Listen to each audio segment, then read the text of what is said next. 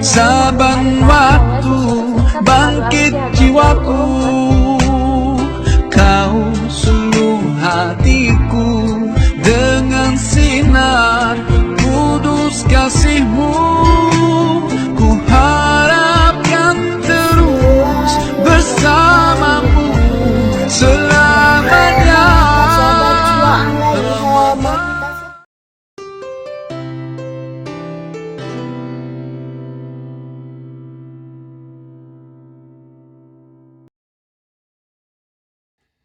Bismillahirrahmanirrahim. Assalamualaikum warahmatullahi wabarakatuh. Bismillah, alhamdulillah.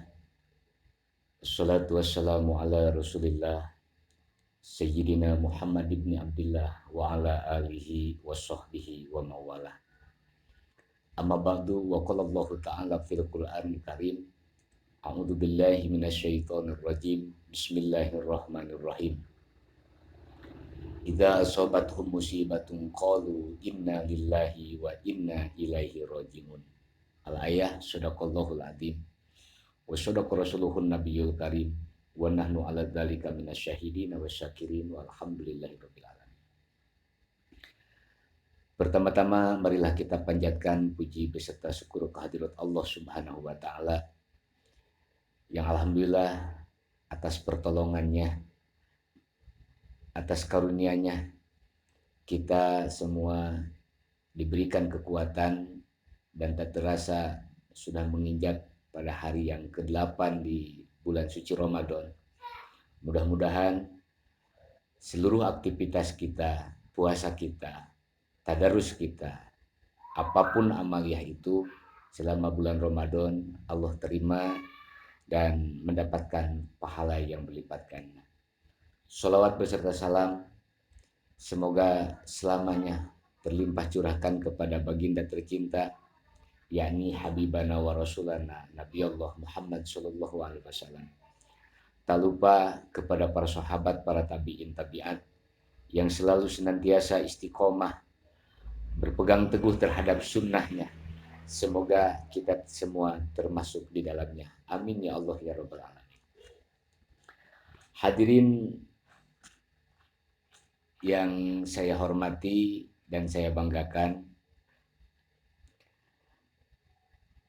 kita sudah tahu pada situasi dan kondisi sekarang ini, umat Islam khususnya dan seluruh umat manusia yang ada di permukaan bumi ini sedang dihadapkan dengan musibah yang sangat fenomenal pada hari ini yang kita sebut dengan COVID-19 dengan istilah sebutan corona. Islam hadir dalam situasi dan kondisi apapun. Di zaman Rasulullah Shallallahu Alaihi Wasallam dan para nabi-nabi sebelum Rasulullah, ketika ada para sahabat dan kaum waktu itu dihadapkan dengan berbagai masalah dan problematika, baik dalam masalah ketauhidan, aktivitas ibadah, dalam bersosial, berumah tangga, dan urusan perekonomian, perbudayaan, politik. Itu seluruhnya problematika yang dirasakan oleh masyarakat, oleh para sahabat, kaum-kaum terdahulu.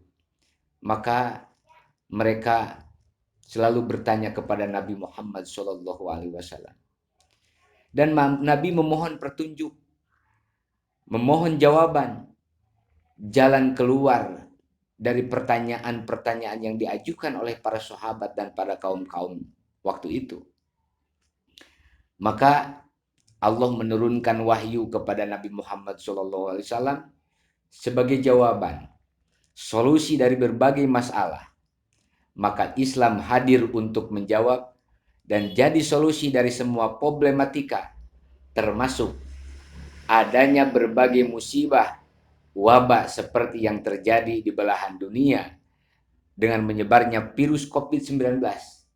Kita kenal dengan sebutan corona. tatkala ada musibah seperti wabah yang sekarang ini, Islam memberikan solusi, Islam memberikan ilmu, Islam memberikan wawasan. Harus bagaimana kita menghadapinya, harus bagaimana kita menyikapinya. Namun kita terlebih dahulu harus tahu apa itu musibah, balai, atau bencana.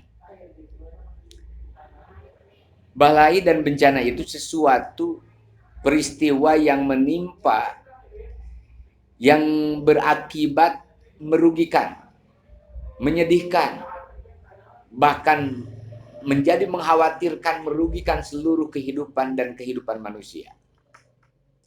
Maka kepada seluruh manusia yang ada di bumi ini, pasti tidak mau tertimpa dengan musibah, dengan wabah. Maka ada yang menyebutkan apa itu musibah dan balai? Kullu makruhin yahulu bil insan. Sesuatu yang tidak disukai oleh seluruh manusia. Baik musibah yang menimpa dirinya, keluarganya, hartanya, jabatannya. Termasuk siapa manusia yang ingin ditimpa oleh musibah yang disebut corona sekarang ini? Tidak ada yang mau. Maka kita harus melihat Islam menjawab, apakah ini COVID-19 kita sebut corona itu sebagai musibah yang membawa hikmah? Yang kedua, apakah ini sebagai musibah yang membawa fitnah? Atau yang ketiga, musibah yang bisa membawa azab? Hikmah dari musibah ini, atau apabila COVID-19 ini menjadikan hikmah, lebih meningkatnya keimanan kita, lebih meningkatnya aktivitas ibadah kita, maka wabah ini tidak akan menjadi adab, akan tetapi menjadi musibah, membawa hikmah sebagai kekuatan akidah kita semua. Mudah-mudahan COVID-19, wabah corona yang terjadi di permukaan bumi ini, termasuk di Indonesia, di kota Tasikmalaya ini, menjadi musibah yang membawa hikmah. Kalau kita gali, hikmahnya banyak. Menurut ahli iklim atau ahli alam, bahwa alhamdulillah dalam keadaan ini hikmah Indonesia, udaranya menjadi segar. Kalau kita melihat hikmah di keluarga, asalnya suami dan istri berjauhan, sekarang lebih dekat dengan keluarga. Yang asalnya anak-anak pengen libur setiap hari, alhamdulillah sekarang dengan adanya corona diliburkan. Bahkan aktivitas-aktivitas lebih positif itu lebih meningkat ketimbang yang negatif. Itu hikmah. Musibah membawa hikmah. Yang kedua, musibah bisa membawa fitnah. Apabila musibah datang seperti corona menimpa kepada Indonesia, menimpa kepada kita, lalu menjadikan efek kita lebih jauh dari Allah Subhanahu wa taala. Lebih jauh dari keimanan kepada Allah Subhanahu wa taala. Bahkan lebih jauh dari bumi-bumi Allah Subhanahu wa taala yang kita sebut masjid. Subhanallah, innalillahi. Tatkala kita berkaji kepada sahabat, waktu dulu ketika Rasulullah zaman-zaman dulu ditimpa oleh musibah oleh Allah Subhanahu wa taala, bukannya malah menjauh dengan Allah, akan tetapi lebih meningkat dan mendekat kepada Allah Subhanahu wa taala. Maka apabila dengan adanya corona ini kita lebih jauh dari Allah, lebih jauh dari baca Al-Qur'an, dari dzikir, dari tobat, maka musibah ini akan menjadi fitnah. Akan menjadi fitnah. Tapi kan untuk menjadi orang yang beriman, fitnah ini akan menjadikan salah satu bakaran lebih lunaknya hati kita, lebih lembutnya hati kita. Mudah-mudahan. Yang ketiga, musibah ini bisa menjadi adab. Adab dari siapa? Dari Allah Subhanahu wa taala. Sebagai memperlihatkan bencinya Allah terhadap manusia-manusia dan pengisi bumi ini yang selalu mengingkari dan menjauhi seluruh larangan-larangan Allah Subhanahu wa taala, menjauhi perintah-perintah Allah Subhanahu wa taala. Maka Mudah-mudahan dengan adanya corona ini kita husnudzon kepada Allah Subhanahu wa taala. Bagi orang yang beriman, bagi orang yang Islam, bagi orang yang soleh, insya Allah COVID-19, virus mewabahnya virus corona ini menjadikan musibah sebagai likuwatil iman untuk meningkatkan keimanan kita kepada Allah Subhanahu wa taala. Yang kedua, liraf'id darajah. Mudah-mudahan dengan adanya corona, dengan adanya musibah ini kita diangkat derajat oleh Allah Subhanahu wa taala. Yang ketiga, lil kifarah.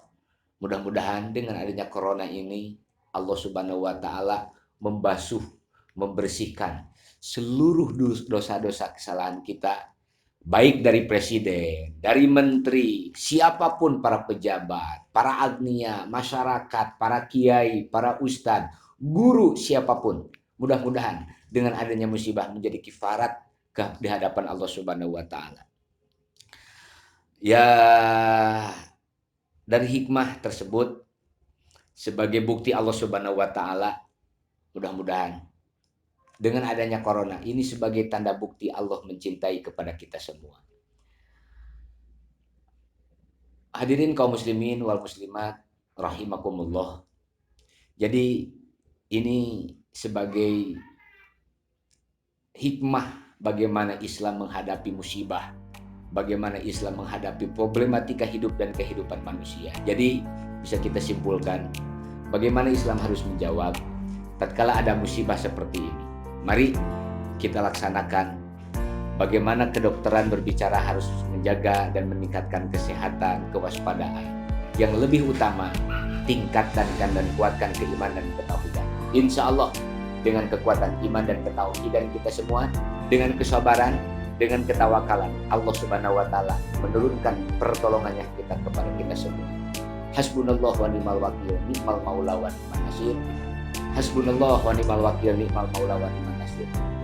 Mudah-mudahan Allah Subhanahu wa taala cepat menyelesaikan permasalahan ini dengan barokah dan hikmah bulan Ramadan 1941 Hijriah. Hadirin wa hadirat rahimakumullah, sekian dan terima kasih. Mohon maaf atas segala kekurangan. Wallahul muwaffiq ila aqwamit thoriq. Wassalamualaikum warahmatullahi wabarakatuh.